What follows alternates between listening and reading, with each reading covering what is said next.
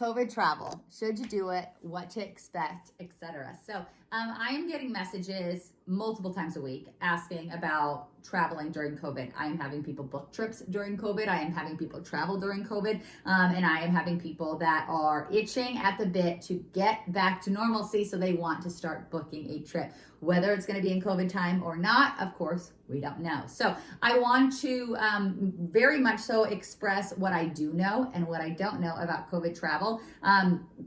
Number one, I have traveled during COVID. I experienced it myself, so I can speak from firsthand experience. And I have clients that have been traveling during multiple stages of COVID, so I can share their experiences as well. I also am not a scientist, nor will I ever claim to be one. And I also have no idea what the future holds. And I think that's the hard part, is that people want to know answers, and I don't have them. I will give you my best educated guess based on what I know and what resources I have available to me. But please keep in mind that if I don't know the answer, it's because the answer isn't there yet. Or of course I'll find it. So should you travel? That is completely your answer to decide. If you feel safe, if you don't worry, if you have the financial ability, if you are okay with the consequences, whether that is possibly getting sick or what would happen afterwards, etc., then if you want to do it, do it. If you don't want to do it, don't do it. I want to say that there, of course, have been and will be struggles and penalties, etc., that people are going to face during this time, depending on the suppliers, and that's unfortunate. But it is what it is. And I think we all kind of have that mentality of 2020 that sometimes things just, it is what it is. So as far as what to expect if you were to go, I do want to lay out a few things that you need to think about prior to making a decision on your trip. Number one, are you okay with the consequences that could come should you get COVID? I cannot guarantee in any shape or form that you are going to go someplace and not get it.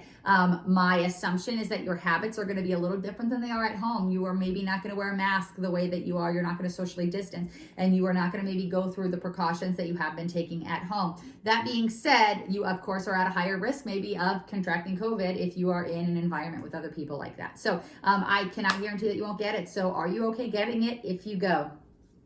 Are you okay with the parameters that are going to come with traveling during COVID? Are you okay wearing a mask on the flight through the entire process at the airport, in your transfer, maybe during your resort stay, depending on where you're going? If you're going to Disney, you're going to have a mask on the entire time. Are you okay with that? If you're going to an all-inclusive, you're going to not have your mask on while you're at the actual resort, but you will have one during parts of it. Are you okay with that? So those are questions I can't answer.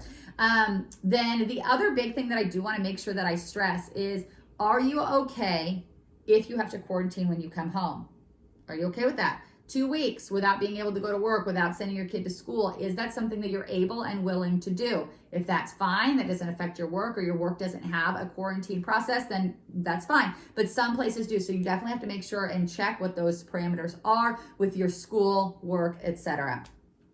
So those are the things like, are you okay with? If you're okay with all of those, then do it. If you get there, here's what you can expect and what I want to make sure that you understand. Like I said, there's going to be the mask wearing, of course, during certain things. There's going to be higher sanitation policies that are going to be happening, which isn't a bad thing. And then there are going to probably be less restaurants. I do want to say this.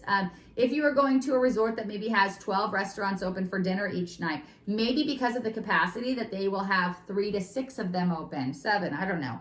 But you will look at the schedule ahead of time. That's going to be based completely on occupancy, how those numbers are made. So they'll give you choices. They'll definitely give you choices, and they'll rotate it. So if the steakhouse is open tonight, it's not going to be open tomorrow, and the hibachi place will. So just keep in mind that reservations will be very important if traveling during COVID, and while you'll probably still get to experience all of the dining options and dinner options, just know that it might not be as relaxed to get those reservations as it normally would. You can also probably expect a lot lower occupancy no matter where you're going. The crowds are going to be a lot smaller because not as many people are traveling, which is a positive thing. So there are positives and there are negatives to traveling. I think that the winding down and relaxation that you're looking for, I think you'll get it. Absolutely. I think it'll be worth the experience of going. You might get a great deal on a trip if you're traveling during COVID.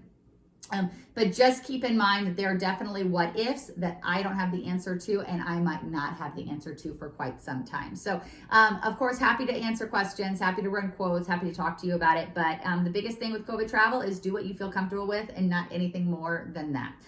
So that being said, I hope you all have a great day. I hope you're staying safe, and I'll talk to you soon. Bye.